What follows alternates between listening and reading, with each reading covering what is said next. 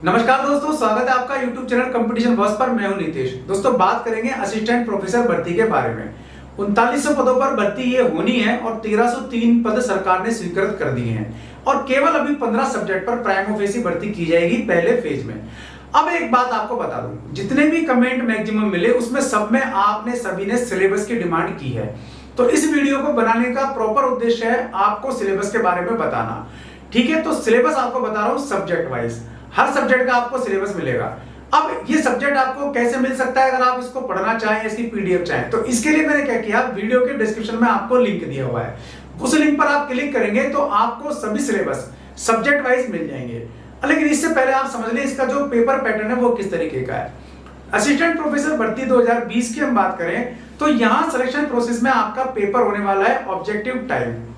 अब इसमें पेपर में आपको एक बात ध्यान रखना है, पहला पार्ट होगा जीके का, दूसरा पार्ट होगा आपके सब्जेक्ट का, तीसरा पार्ट होगा आपका इंटरव्यू। 3 भागों में ये चीज बटी हुई है।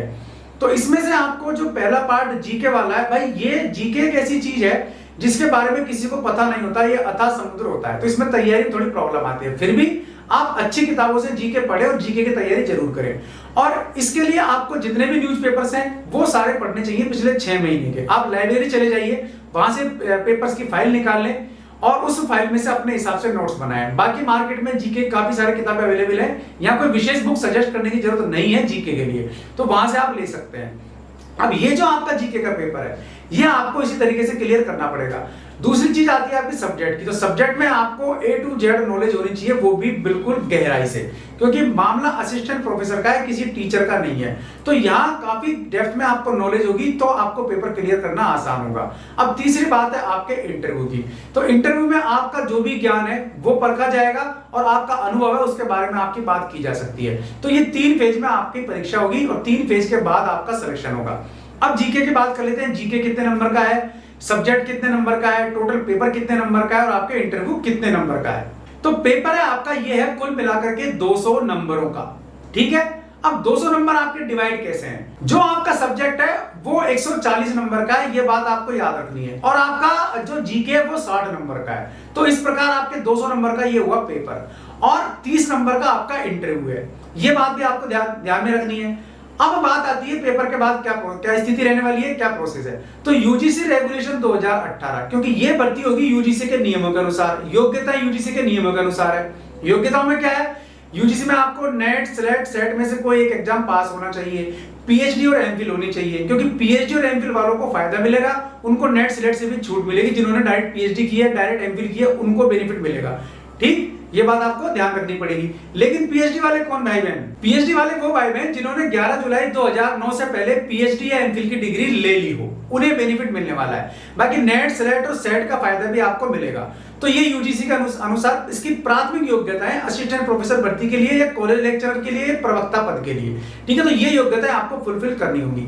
एज लिमिट इसमें नहीं होती है, आप कितने भी एज के हो, 60 साल से पहले आप भर्ती के योग्य हो सकते हैं, भले चाहे 2 महीने आपकी नौकरी बची हो। ठीक है, ये इसका बेनिफिट मिलता है, इसलिए एज का यहाँ कोई भी मैटर या कोई भी डिस्कशन हम नहीं करेंगे।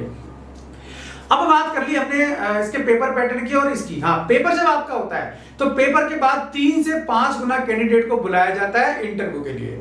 ठीक, और जब इंटरव्यू हो जाता है तो उसका भी जितने पद हैं तो उसका 25% प्लस करके इंटरव्यू के बाद फाइनल की लिस्ट निकाली जाती है। वो इसलिए कि मान लीजिए कोई ज्वाइन नहीं करना चाहे तो उसमें से हम ले सकते हैं। तो ये इसका सिस्टम होता है। लेकिन 5 गुना या 3 गुना का मैटर ऐसा है कि जैसा यूनिवर्सिटी चाहे, जैसा स्टेट गवर्नमेंट अपना रूल लगाना चाहे, 3 गुना, 5 गुना, 4 गुना, 2 गुना, वो अपने हिसाब से बुला सकती है। ये इंटरव्यू के बाद का प्रोसेस होता है साक्षात्कार के लिए। तो इस हिसाब से आपको तैयारी करनी है। सिलेबस के बारे में फिर आपको बता रहा हूं, मैंने लिंक दिया है वीडियो के डिस्क्रिप्शन में, वो इसीलिए क्योंकि यार काफी लंबा वीडियो हो जाएगा। इतने सारे सब्जेक्ट हैं, 45 प्लस सब्जेक्ट हैं जिसमें ये भर्ती होने वाली है।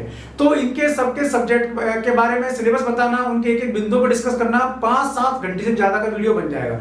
तो आप जिस भी सब्जेक्ट से फॉर्म भरना चाहें उस सब्जेक्ट के लिंक पर क्लिक करें और उसका आप प्रिंट ले लें, पीडीएफ में लिंक है सारे के सारे, और उसको लेकर के अपने पास रखें, अपनी किताब में लगा के रखें। उसके टॉपिक के अनुसार आपको पढ़ाई करनी पड़ेगी, उसी हिसाब से आपकी तैयारी भी हो जाएगी। इसके अलावा मार्केट में काफी सारी बुक्स भी अवेलेबल है जो गाइड्स है। तो गाइड आपको केवल गाइड करेगी, डेप्थ नॉलेज आपको बुक्स से ही मिलेगी। अब यहाँ बात कर लेते हैं साथ साथ यूजीसी रेगुलेशन 2018 की भी। तो वैसे ये 1 जुलाई 2021 से लागू होने यूजीसी रेगुलेशन 2018। तो इसके बारे में डिटेल आपको देख सकते हैं, वीडियो के डिस्क्रिप्शन में लिंक दिया हुआ है। 111 पेज की यूजीसी रेगुलेशन 2018 की गाइड है, उसको आप पढ़ लें। ये गाइड आपको काफी सारी छूट देती है, नई भर्ती के नियमों के बारे में बताती है, और नेट, स्लेट और सेट का फायदा कैसे उठाएं आप, या फिर आप पीएचडी और एमफिल का फायदा कैसे उठाएं, इनको लेकर के नए नियम क्या है, वो सारी की सारी गाइडलाइन इन 111 पन्नों में समाई हुई है, जो लिंक मैंने आपको वीडियो के डिस्क्रिप्शन में दे दिया। उसको आप देख लें, उसको आप पढ़ लें, उसका प्रिंट आप ले लें। तो ये वीडियो था सिलेबस को लेकर के। तो अब उम्मीद है आपकी सिलेबस वाली प्रॉब्लम दूर हो गई होगी।